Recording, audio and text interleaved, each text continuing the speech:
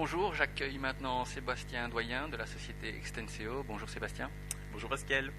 Voilà, alors nous avons quelques questions à te poser. Alors la première question, c'est connais-tu le Web 2.0 ?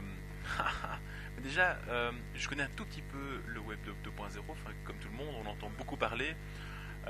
C'est très très dur de définir ce que c'est le Web 2.0 parce que pour moi, les sites perso, que par exemple le site perso.be en 99 faisait déjà, donc quand on créait son adresse email, on avait automatiquement un site qui était créé et il y avait une interface qui était moins perfectionnée que les blogs actuels, mais c'était très très facile de créer des images et tout. Pour moi, c'était déjà des blogs en 99 et donc c'était déjà du Web 2.0 quoi. Donc, oui, c'est ça. Donc, je pense que c'est vraiment un nom qu'on a donné maintenant et c'est vrai que qu'il y a un boost maintenant depuis un an énorme et extraordinaire là-dessus et que peut-être que les outils sont plus simples à utiliser et c'est pour ça que tout le monde maintenant sait vraiment les faire. Mais pour moi, ça existe depuis très très longtemps. Et donc voilà. Mais par contre, tous les derniers trucs et tout ça en Web 2.0, on travaille de trop chez Extenseo, donc je ne sais pas. On ne suit plus. Est-ce que tu connais trois applications propres au Web 2.0 ?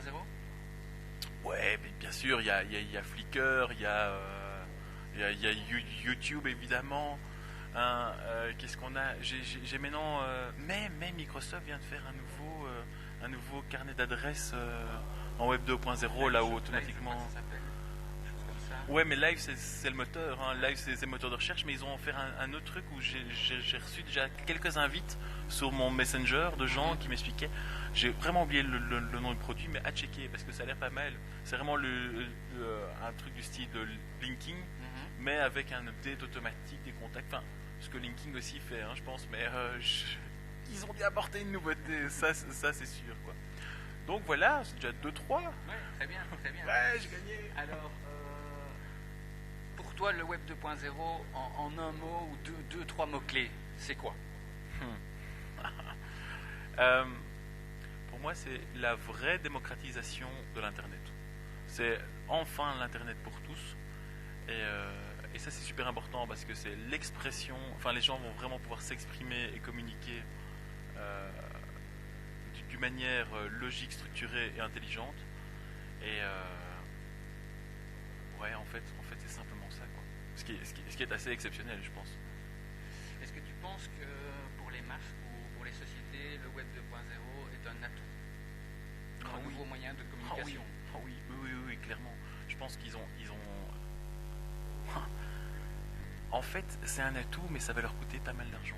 Parce qu'ils vont devoir passer et consacrer beaucoup plus de temps à Internet, à gérer tout ça, parce qu'on entend que toutes les boîtes veulent faire leur blog, veulent faire leurs trucs et autres.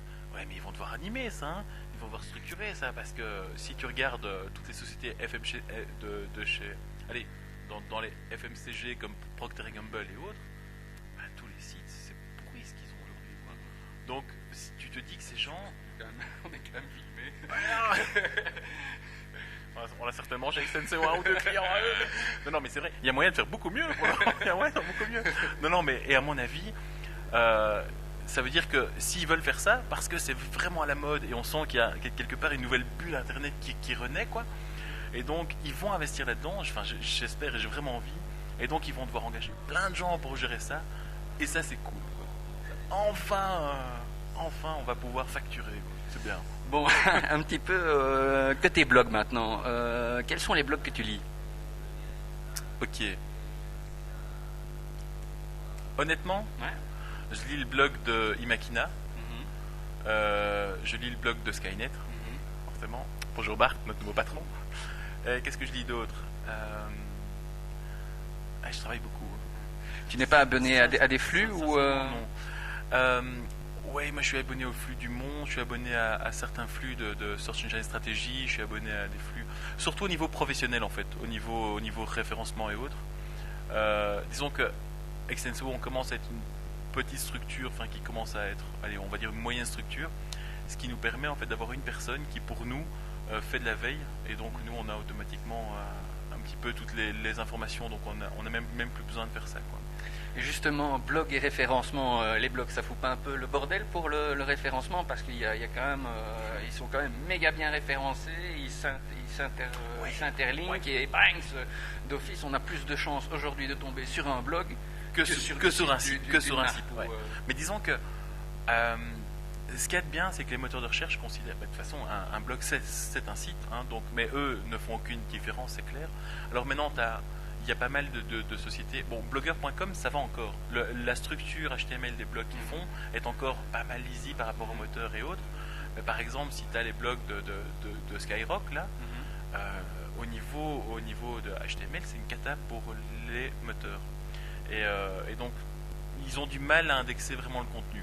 Maintenant, c'est clair que le blog, donc ça fonctionne comme les sites. Donc c'est clair que le moteur, il va indexer le contenu. Et pour voir si ce contenu est pertinent, il va voir le nombre de liens qui pointent dessus.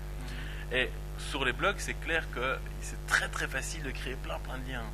Et surtout parce que c'est la réelle interactivité et réellement les gens se font vraiment plaisir à ce moment-là. Et donc, on va voir de plus en plus effectivement des blogs de gens qui vont sortir. Et aussi pourquoi ? Parce que dans les blogs de pas mal de privés, il y a énormément de contenu. Demande à un passionné d'écrire quelque chose, le texte que le passionné va écrire, que tu sois passionné de papillons ou peu importe, eh bien, ce texte-là sera génial et rempli de contenu. Et ça c'est vraiment bien parce que tu peux avoir un site d'e-commerce de vente de papillons, je sais pas, je déconne. Eh bien, j'espère que ce site, scorera quand même parce que c'est nos clients, mais j'espère qu'il scorera toujours un petit peu moins bien que le blog du passionné qui t'aurait écrit un texte super intéressant, parce qu'Internet c'est d'abord du contenu, de l'info en fait. Et donc c'est parce que ces blogs te permettent d'avoir l'association du contenu et d'avoir un maximum de liens que tu vas voir qu'effectivement les blogs vont scorer de plus en plus.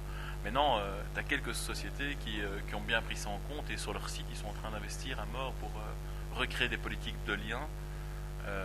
Et là, ils resteront numéro 1. Ça va pas tarder. Hein. Attention.